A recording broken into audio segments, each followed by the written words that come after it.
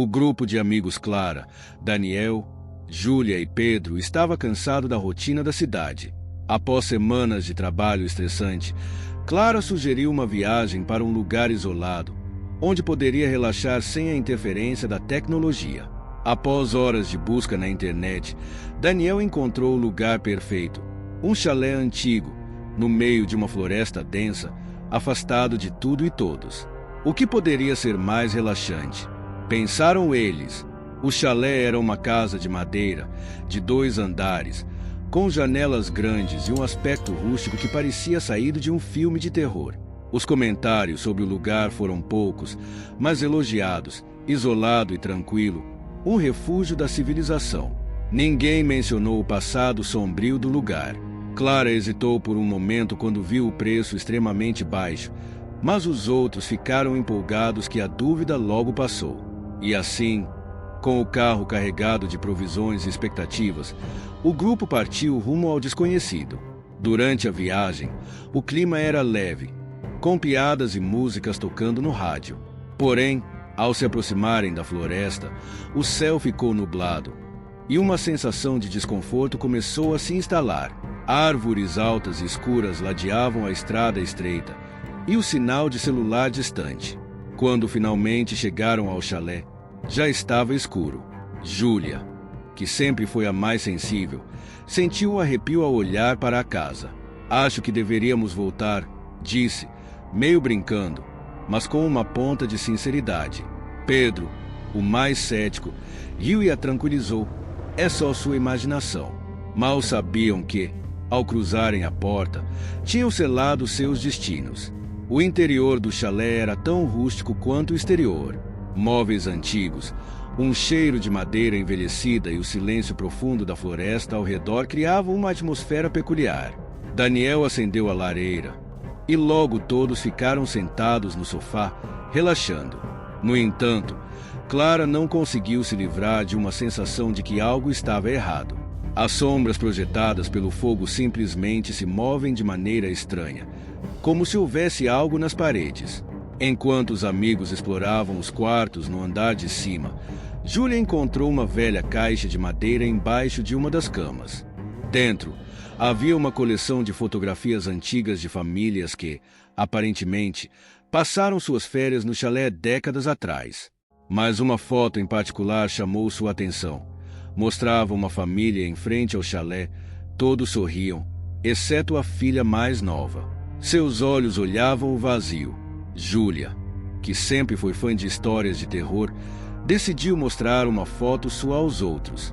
Riram da coincidência, mas o clima havia mudado. Clara não conseguiu deixar de sentir uma conexão estranha com a garota na foto. Sentia como se ela quisesse avisar algo.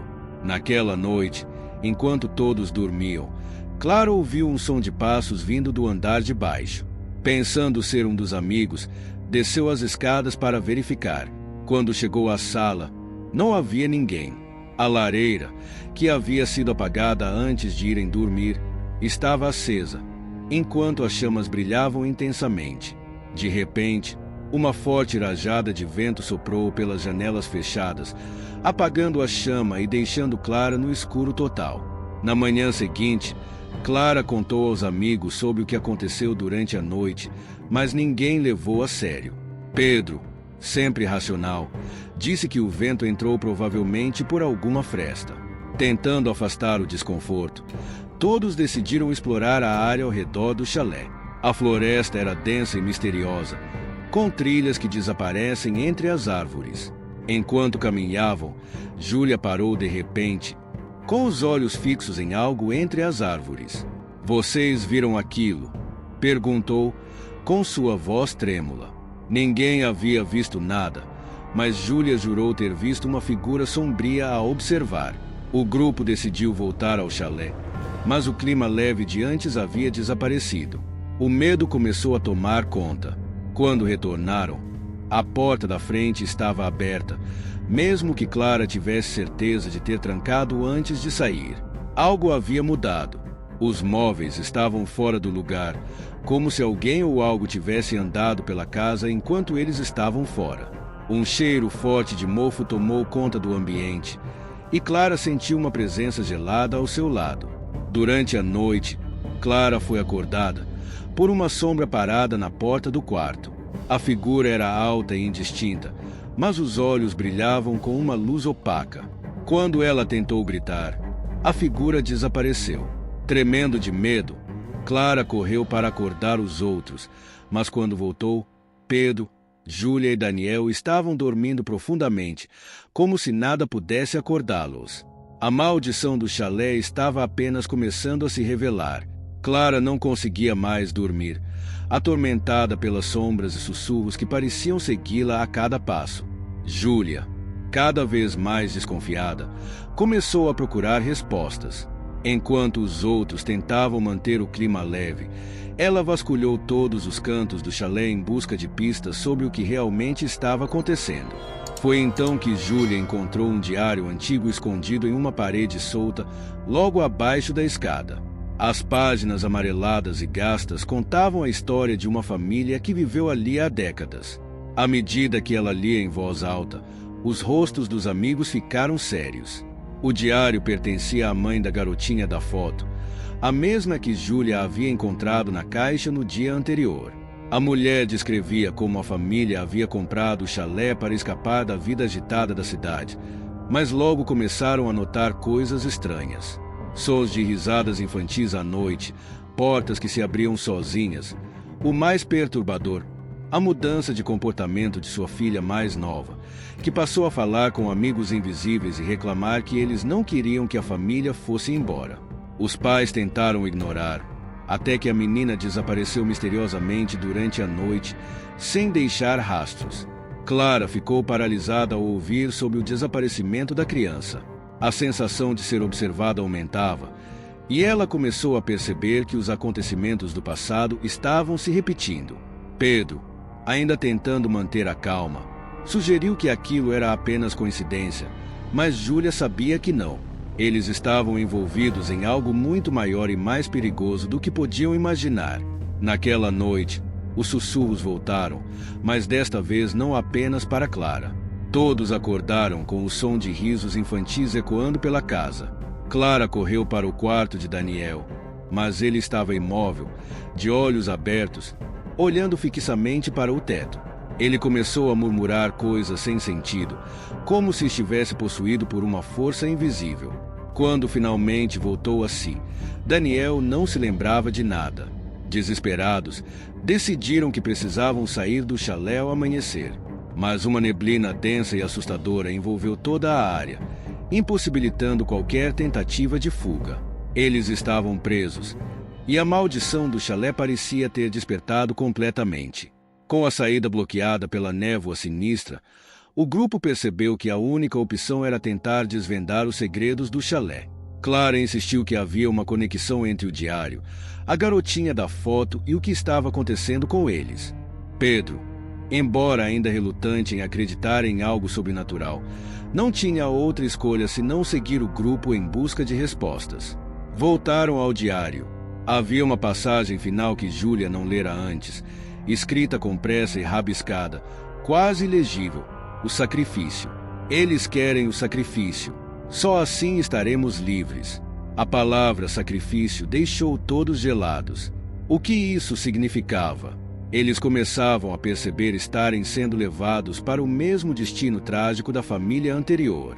Daniel, cada vez mais afetado pelos eventos paranormais, começou a ter visões.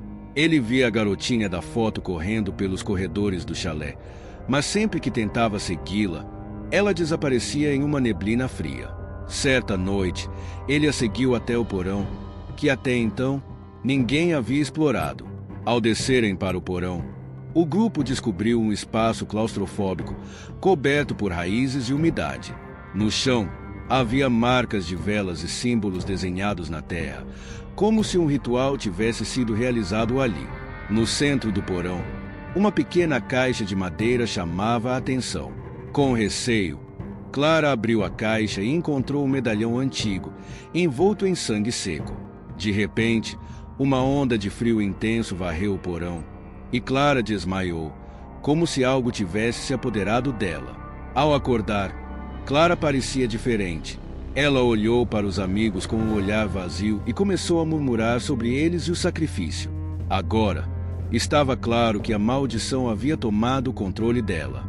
Pedro e Júlia tentavam desesperadamente descobrir como libertá-la, mas Daniel, cada vez mais convencido de que não havia saída, começou a sucumbir ao desespero.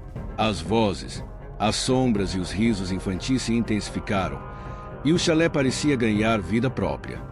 As portas batiam, as janelas estalavam, e as chamas da lareira se acendiam sozinhas. Tudo indicava que o sacrifício final estava prestes a ser cobrado. No caos crescente, Clara começou a agir de forma errática, falando coisas que pareciam vir de outra pessoa. A figura da garotinha do passado agora aparecia em todos os cantos do chalé, olhando para eles com olhos vazios, como se estivesse os guiando para algo inevitável.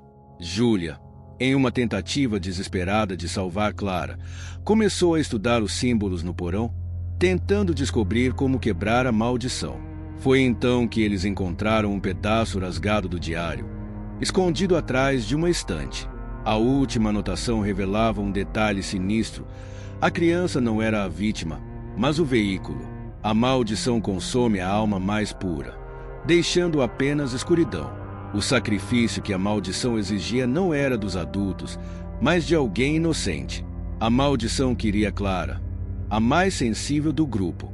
Enquanto tentavam impedir que a maldição tomasse Clara de vez, Daniel foi atraído novamente para o porão. Lá, ele viu a garotinha, que agora chorava. Ela me levou, e agora levará vocês também, sussurrou a menina antes de desaparecer. De repente, Clara caiu no chão, gritando, enquanto as sombras do chalé se moviam como serpentes em sua direção. Pedro e Júlia tentaram segurá-la, mas uma força invisível os lançou para longe. O chalé vibrava, como se estivesse vivo, e uma névoa densa preenchia a sala, impossibilitando ver qualquer coisa. Quando a névoa finalmente se dissipou, Clara estava de pé, com os olhos vazios e uma expressão de completa ausência. A maldição havia sido despertada. Pedro e Júlia assistiram, horrorizados, enquanto Clara caminhava em direção à porta do chalé, como se fosse guiada por uma força invisível. A casa inteira parecia pulsar de energia maligna. Daniel, ainda no porão, ouviu os sussurros aumentarem, agora reconhecendo as vozes das almas presas naquele lugar. Pedro tentou impedir Clara de sair, mas foi lançado violentamente contra a parede, deixando-o inconsciente. Júlia, apavorada, lembrou-se das palavras no diário. O sacrifício, a alma mais pura. A única maneira de quebrar a maldição seria oferecer algo em troca. Júlia sabia o que precisava ser feito. Com lágrimas nos olhos, ela correu para o porão, onde encontrou Daniel cercado pelas sombras. Ele estava em transe, murmurando palavras que não faziam sentido. Ela se ajoelhou ao seu lado e, num último ato de desespero, ofereceu sua própria alma, esperando que isso fosse suficiente para libertar seus amigos. A casa tremeu, as sombras se retraíram e, por um instante, o chalé ficou em silêncio. Clara caiu no chão, respirando com dificuldade, mas finalmente livre da maldição.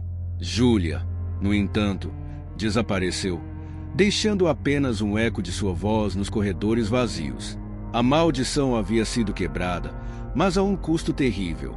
O chalé, agora aparentemente inofensivo, continua ali, aguardando novas vítimas.